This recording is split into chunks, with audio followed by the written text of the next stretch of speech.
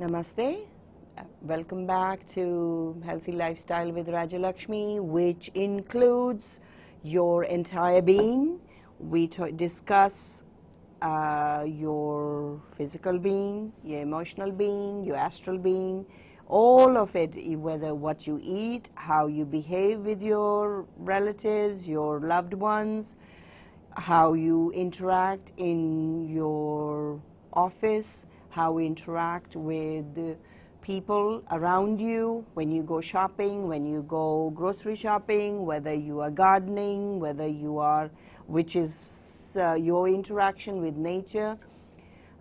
It's a total package. There is no separation.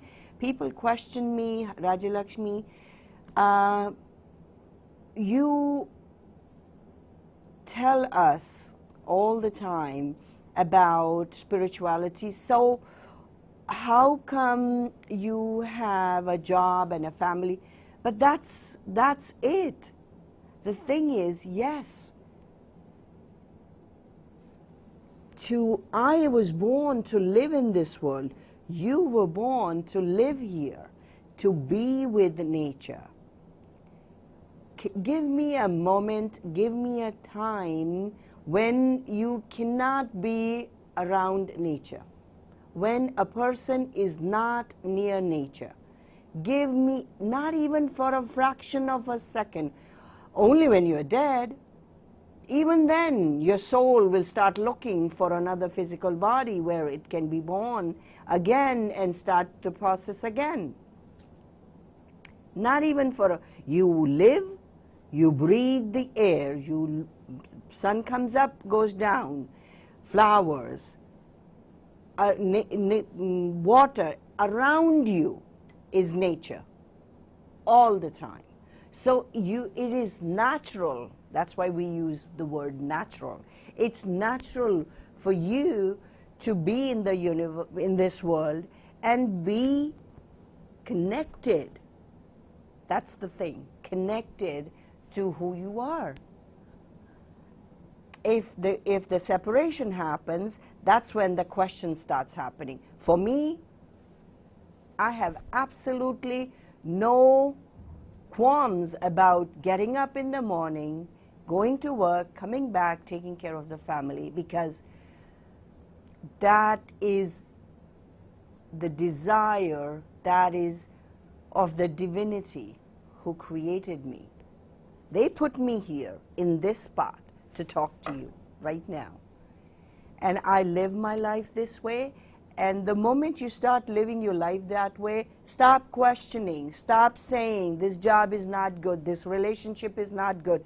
I'll be happier if I have more money. I'll be happier if I have a Lamborghini instead of a Honda. I'll be happier if I live in a better house. I'll be happier if I live in a bigger house instead of this apartment. No. You are your happiest self this moment, right here, right now. When you stop putting those negative thoughts in you, when you stop behaving in a way that you start attracting negativity towards you, the positiveness, the happiness will come your way. You must have heard many people talk about power of intention. That is nothing new. I was just telling somebody, all these words, whatever I'm telling you, whatever others are telling you, writing to you, are preaching, taking thousands of your dollar, I'm talking to you free of cost. They are charging you lots of money. It has, believe me, it has been said, written, discussed, analyzed, scrutinized thousands and thousands of times before you and me. These words are not new. They are there for in the universe for you to read. The thing is to stop questioning, stop putting hurdles, stop telling yourself you're not worthy of it. You're not worthy of that perfect relationship. You're not worthy of that perfect job. You're not worthy of that perfect house or whatever. You are destined to have all the wealth in the world, material, spiritual wealth. The moment you are born, your bank account is open. It's up to you how much you're depositing in it. Are you drawing more out of it instead of depositing in it? Of course the negative balance will show. Stop bringing negativity in your life. Make a conscious effort. And this is also for the people who are seekers, spiritual seekers. They feel that if they help Rajyalaxmi, or if they help this station, or if they help someone to grow spiritually, then they shouldn't do that. The moment you start doing that, your slide downward will happen. Jealousy, anger, distrust, any of these emotions, the negative emotions, if you bring into your life, regardless of what you're doing, it will happen. You will see the change will happen, and you will see why you're not progressing, why are you stagnating, why nothing is going on in your life. So the best thing is, like those Patanjali's 8 suttas, where he talks about asteya or shoch, purity. How purity, it's not just physical purity, taking a shower, he's not discussing that. It's the purity of emotions, it's purity of action, it's purity of your entire being that is extremely important. He talks about asteya, meaning not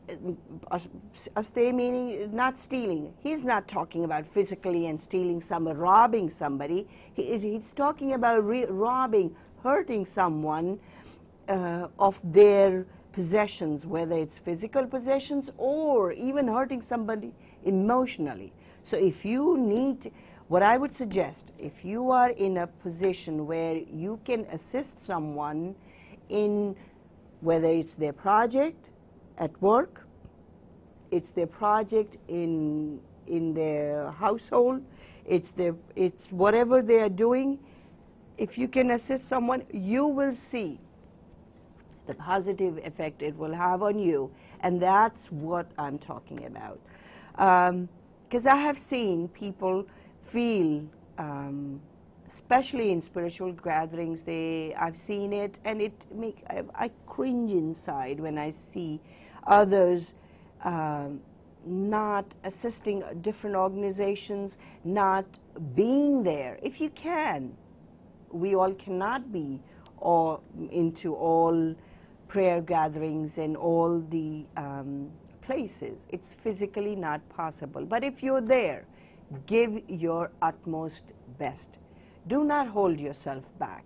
And whatever they allow you to, if you are in a different, if you're in a place where they think differently than you, and you're just your being there is what they want, just be there. But don't do something, don't say something, don't react to something which is not within the realm of that organization. Don't hold themselves because of you. If you can help, whatever way, help them. And I have seen this, and it makes me a little bit sad, because then you are not a spiritual seeker.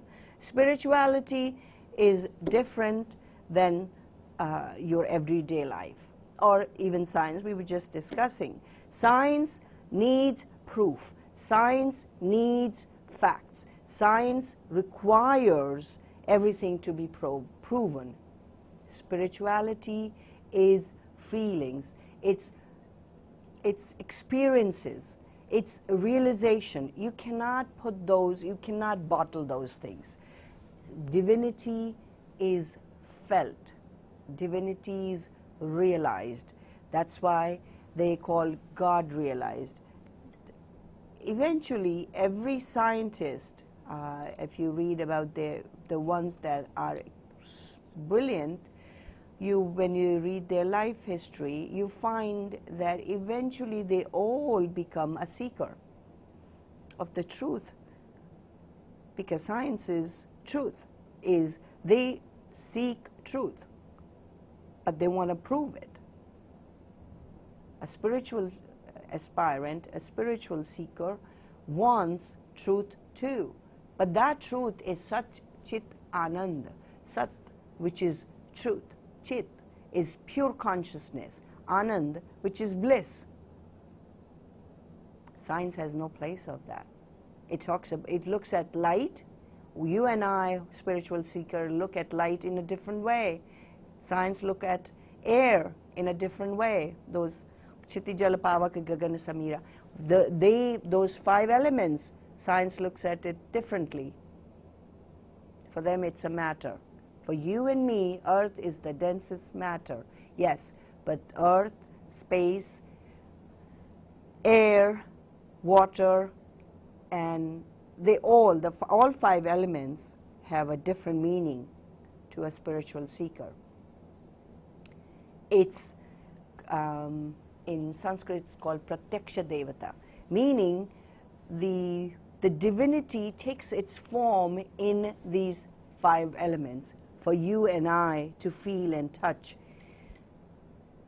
But when you go beyond the 5 elements, that is when the entire universe changes, and the sound that it creates is of a different kind, which is beyond our imagination, beyond what you and I, we speak. One of this sound, whether it's Om, Amin, or any other, Om is, just now somebody asked me this, to discuss Om meditation.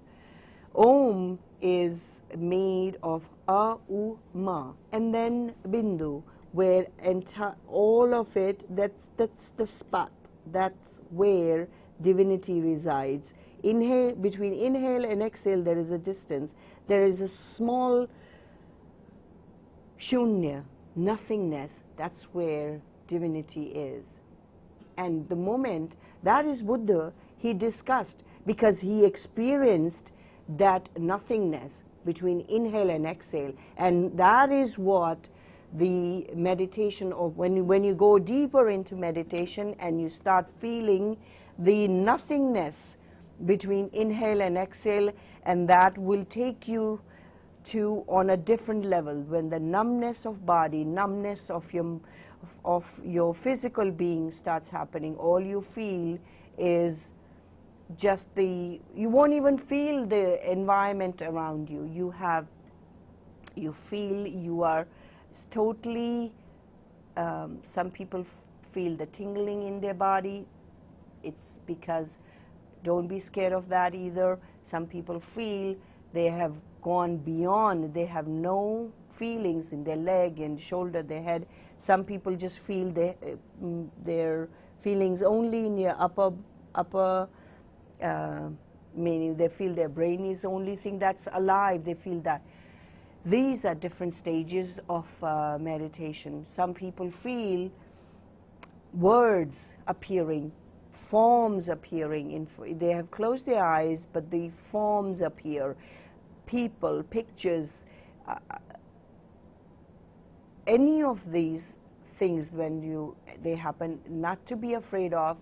Just keep moving, just keep inhale and exhale and just be, and you will go beyond all that. These are different stages. Many people who have experienced have written about it. I used to be, I've been practicing meditation since childhood, since I was because I was fortunate enough to have a master who was able to tell me what I was feeling, and I used to be scared too when strange things will happen to me physically, or I would feel, and I would question, I would be scared, like, what is going on? Am I hallucinating? And I was told no. Eventually, I asked many people. Some people were not able to answer me.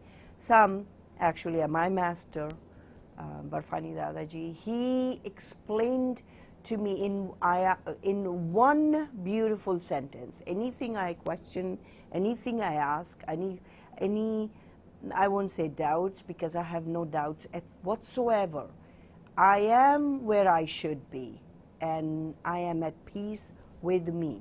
Yes, I have to live, I have to cook, I have to do things. Of course, those are part of life. Even the most realized soul, you have to eat, you have to breathe, you have to sleep. Maybe they don't eat, breathe, sleep like you and me. They can elongate it. They can go without eating for days.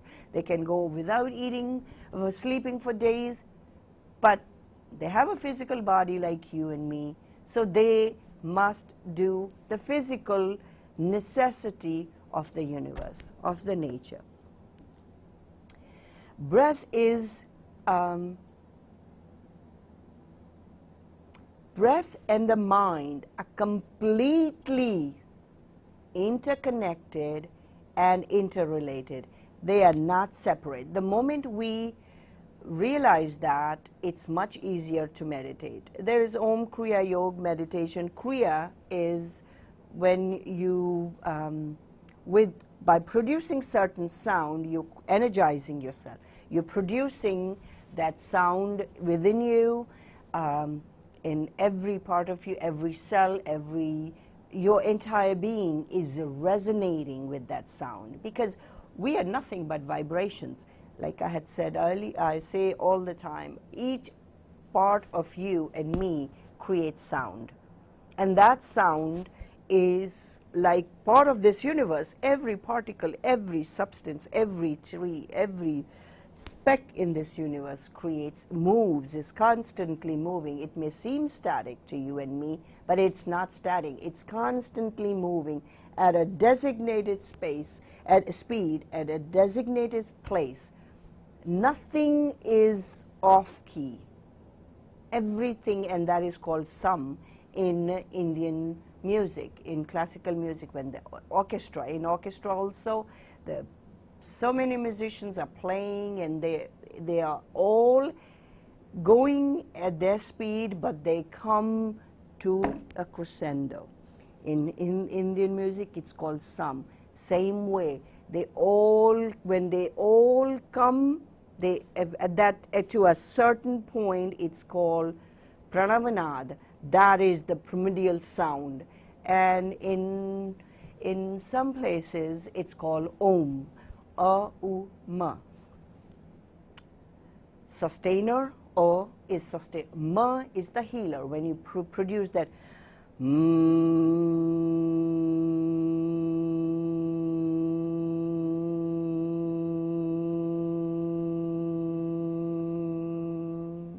ma sound, and you concentrate, this is, I don't think anyone will be offended by the word ma. When you produce that ma sound of a-u-ma, which is ends, and then there is the fourth one, which is the bindu. That's where, like I said, is the divinity. Now, when you produce the ma sound within you, and you concentrate, if you are hurting somewhere, you concentrate on that part of your physical body, do it for 7 days, you will see the difference, a marked difference in your physical being. This is called, on a lesser level, Om Kriya. Kriya is your action power. There are 3 kinds of power: action, Ichha Shakti, Jnana Shakti, Kriya Shakti. Ichha is your desire, your intention, your conscious intention. Ichha is your conscious action, and knowledge power. when you combine all those, your action and your intention, and you combine into your knowledge, that's your knowledge power. Those are supposed to be three: Ichha Shakti, Jnana Shakti, Kriya Shakti. Kriya Shakti, Ichha Shakti, Jnana Shakti. This is the Trinity. And when the desire, your action has been created with conscious intention, it will produce the pure knowledge. And that is when the healing will start, with that ma sound. Because ma, when you're creating that ma sound, you're creating that action, because by creating ma sound, that is your action. And my intention, your intention to create that pure sound, create that conscious sound within you, is your Ichha Shakti. And with that comes the pure consciousness or the pure knowledge. And ultimately, we connect, we get in contact with the breather of the breath. You may think you are the breather of the breath. Rajyalaxmi is breathing. No, no, no. But the spirit within me is the one who, the desire in me, the conscious effort in me is the one that is making this effort for me and you to connect right this moment. That is the breathing we need to bring in ourselves. That is where kind of, you could say, is the Om meditation. Om, you can, let's go into the physical part of Om meditation. I've been talking about the concept of Om meditation. You sit comfortably. Your spine should be straight because the energy goes upward. We need to make the energy go upward. If your spine is crooked, you must notice the people who meditate cannot sit, cannot slouch. So try not to slouch. If your back hurts, put yourself in a comfortable position, put yourself against a wall or with a pillow, and initially you would need all that. Afterwards you won't need it. It just becomes your habit to sit straight no matter where you are, because energy flows upwards. The movement is anything that lights goes up. So then you can close your eyes. It's necessary to close your eyes so you can stop and bring yourself inward. That's why we say close your eyes, but you are opening your inner eyes, and you exhale Om, and inhale Om and exhale Om. You can do it that way. You can go, O can be long, Ma can be short. Either way it's correct. Or O can be short and Ma can be long. There is no right or wrong. Some people teach O.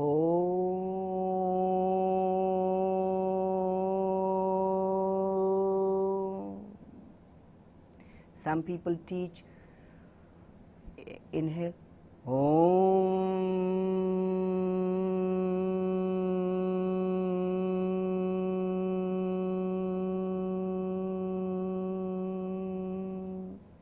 Both of them are right. Or some people break it down to A, U, Ma.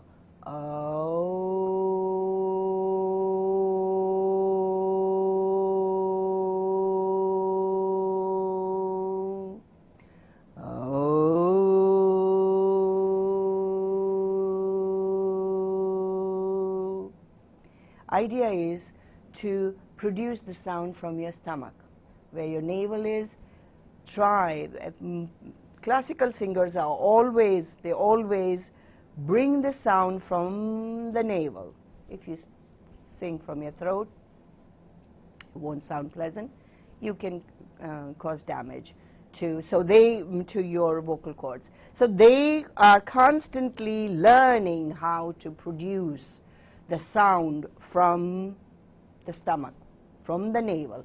That is how you should, when you meditate, when you breathe, when you are practicing Om, you need to try to concentrate and inhale, exhale, like put your hand on your stomach.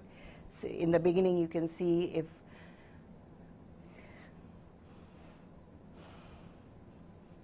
expand your stomach and let it go with inhale, expand, exhale, you bring it in, and at the same time say Om, exhale, Om, inhale, Om.